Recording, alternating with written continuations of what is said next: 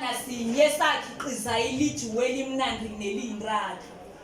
Besizingkhonkhwana eziwubethelako umuzi. Kwathi ngakabuzwa nelangeni ngokuphazima kwelihlo. Zakhalima sijame ngalinye inkukhu urhwalele. Kwaba ligidigidi ngesibayeni kwazwakala ngemvungana ziwuhlaba umule.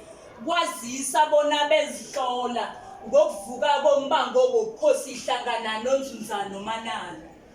Ukukhula kuluphala, ukuluphala kuphophala. Wena wabona imisebe isiya ngokulayelisa.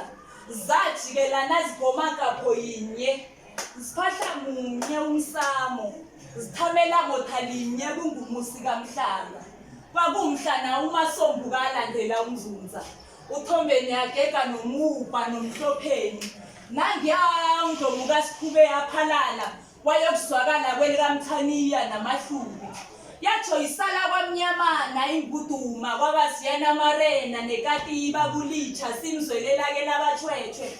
Ngubani owabona ibutho lenkutane zavela mhla nasehlula intshabaza kosobantu.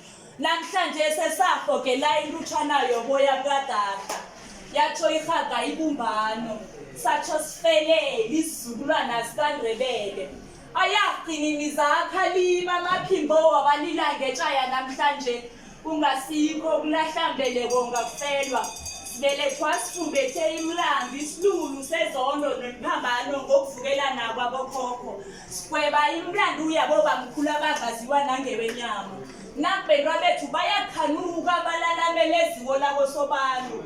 Amadoda mano bommakayelani beze nibabikele bakhothame. Masombuka ungomdala izanganeno.